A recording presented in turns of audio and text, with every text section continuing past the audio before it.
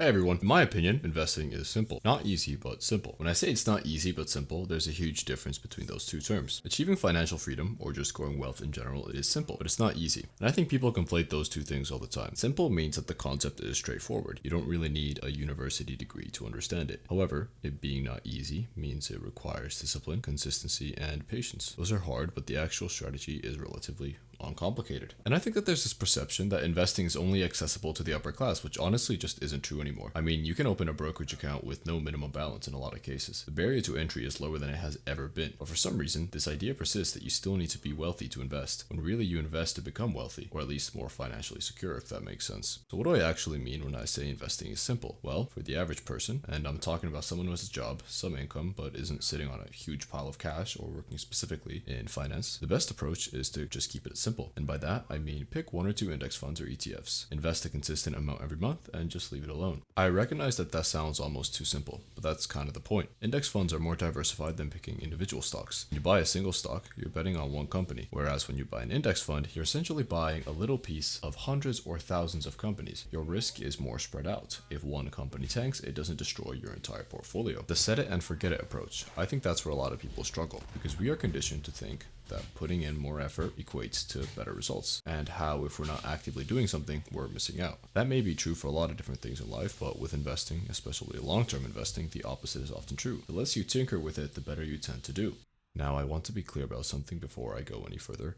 I am by no means a financial advisor, and this is just my philosophy and what I've learned from my own research and experience. This is purely for educational purposes and not financial advice. You should absolutely do your own research before making any financial decisions, because at the end of the day, I'm just some guy on the internet sharing what's worked for me. If you're going to pick an ETF or index fund, there are a few things you want to look at. One is the TER, or the total expense ratio. That's basically the fee you have to pay to own the fund. You want this to be relatively low, because even a difference of 0.5% compounds over decades and can cost you thousands. To do your research, compare a few options and pick something with a good track record and a low expense ratio. You also want to pick something you believe will be sustainable. For me, I have a relatively heavy tilt towards the US market. I know some people see that as risky because I'm not as diversified globally, but I do have a long investment horizon, and I'm talking tens of years, and I personally have a strong belief in the US economy's ability to continue outperforming the rest of the world. That's my guess. It may be wrong, but it's informed by my own research and my risk tolerance. And that's the other thing. You need to figure out your risk tolerance and your investment horizon. If you're 22 and investing for retirement, you can probably handle more volatility because you have time to ride out the ups and downs. However, if on the other hand, you are 55 and planning to retire in, say, 10 years, you might want something a little more conservative. When it comes to investing, there's no one-size-fits-all answer. It's usually about what makes sense for your situation. One thing I found really helpful is automation. If you can set it up so that when your paycheck hits your account, a certain percentage automatically gets transferred to your brokerage account and invested, that's ideal. In personal finance, this is called paying yourself first, and it works because it removes the decision-making process from the equation. Think about it like this. If you have to manually transfer money every single month, there's always going to be a reason not to do it. Oh, there's a festival coming up. Oh, I need new shoes. Oh, I'll just invest the extra next month. But if it's automatic,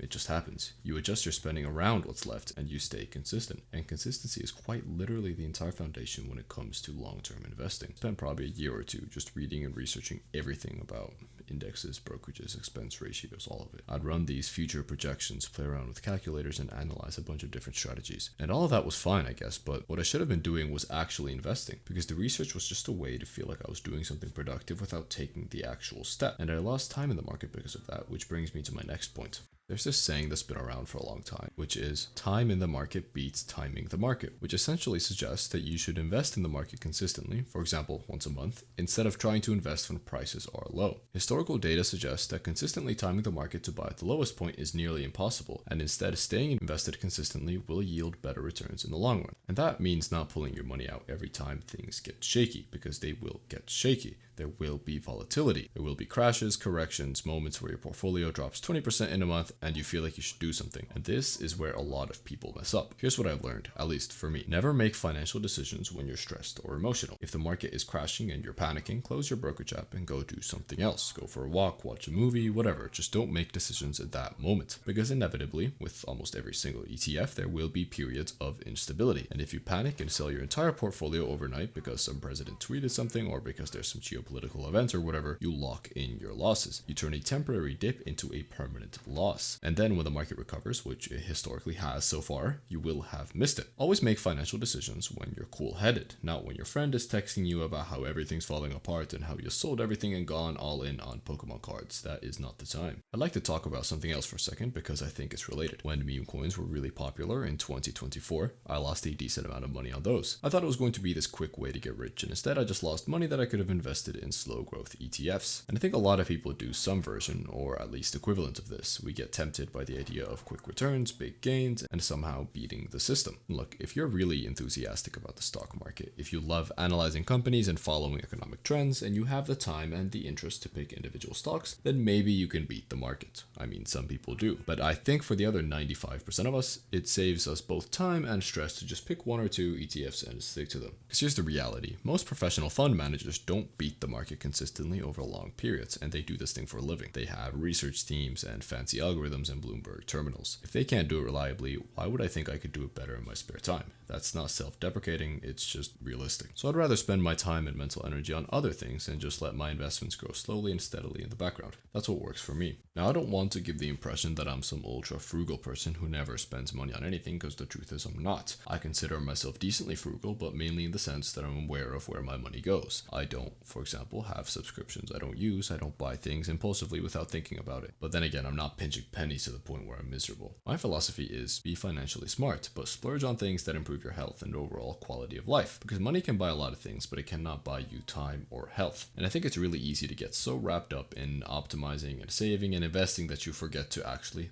live your life. That's why I'm a big advocate for vacations, experiences with friends, great food, and exercise. Things that make life actually worth living. If you're sacrificing your health or your relationships or your happiness just to hit some arbitrary savings rate, I don't think that's worth it. At least not for me.